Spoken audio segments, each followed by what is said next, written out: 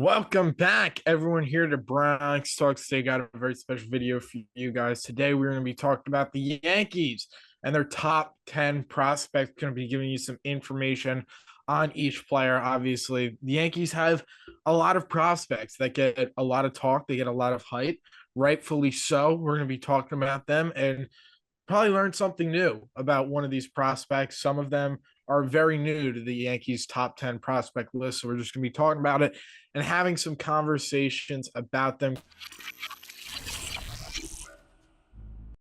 At number 10, we have Yorbit Vivas.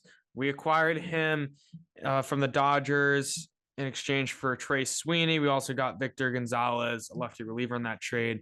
But Vivas is sort of a utility type, speedy, crafty infielder.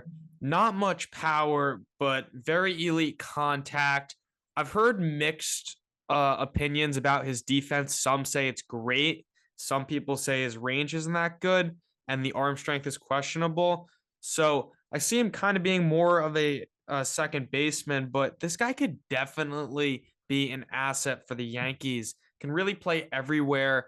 And I see him possibly sliding in on the Yankees bench later this year as a very nice depth piece. At number 9, we have Brando Maeda. The Yankees signed him last offseason as an international free agent. They signed him for $4.35 million last January. And his combination of skills, one evaluator linked him and compared him to a smaller version of Gary Sheffield. And he's out of Cuba. He's going to be very, very interesting. He is a while away. His ETA is 2028.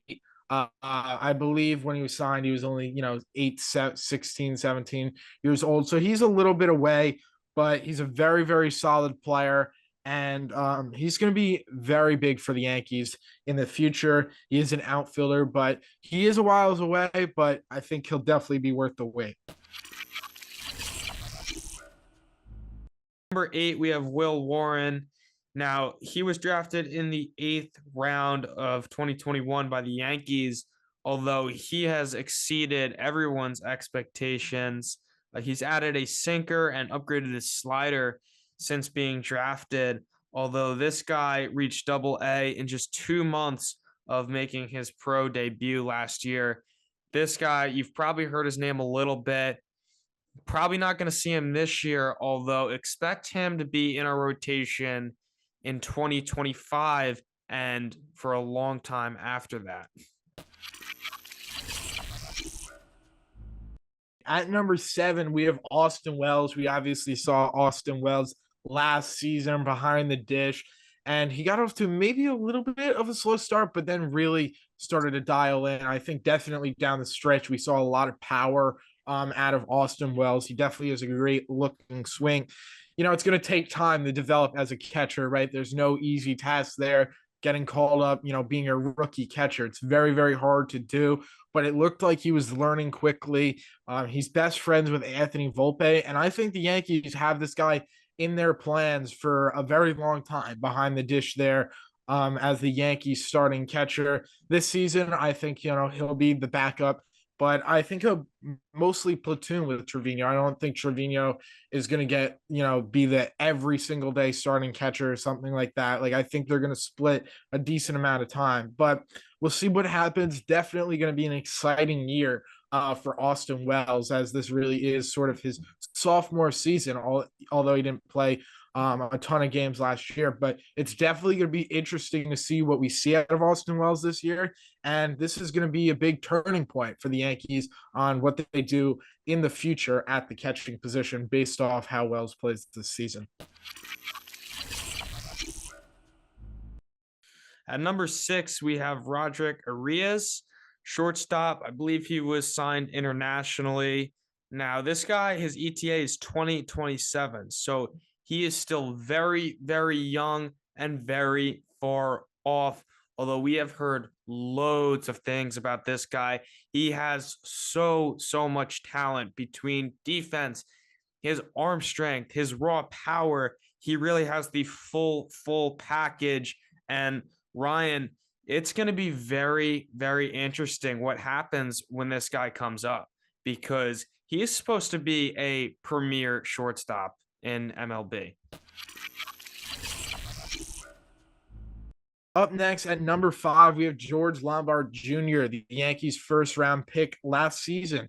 He's younger than me. He is 18 years old, and last season in rookie ball and single A, he dominated, Christian. He batted 311 and had an 822 OPS in 45 at bats.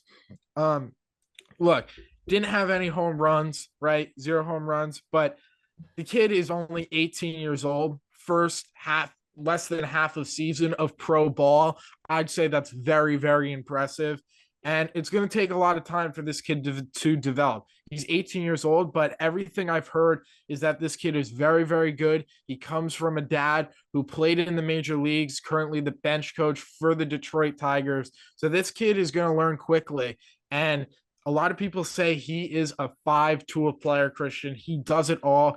And I think it's going to be interesting whether the Yankees keep him there at shortstop or if they move him over there to the right side of the infield at third base. So it's going to be interesting to see what the Yankees end up doing there.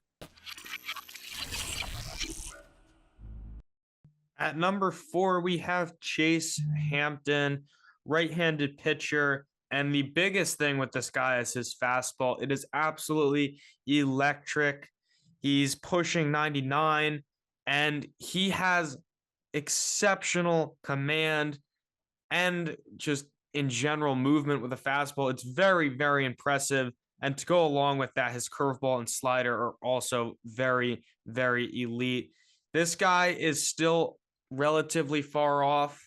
MLB.com predicts his ETA at 2025, and that I'd say that's more towards the end of the season. Although, look, this guy is very, very talented. He is strong. I think he could play a big part in the Yankees rotation, especially if he could turn that fastball and add a sinker to it. I really think this guy could just dominate the majors.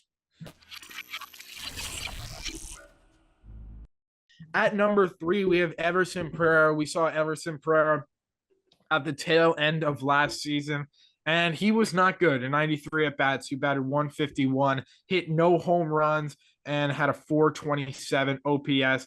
Very poor. There's no doubt about it, but he was good in AA and was good in AAA last year. I'm surprised he never ran into one. Maybe he just wasn't seeing the ball as well, adjusting to major league pitching. And it's going to be really interesting, Christian, because I don't know how Everson Pereira fits on this team. I don't see him right now being the 4th outfielder on the Yankees. I have him maybe being the 5th or 6th outfielder.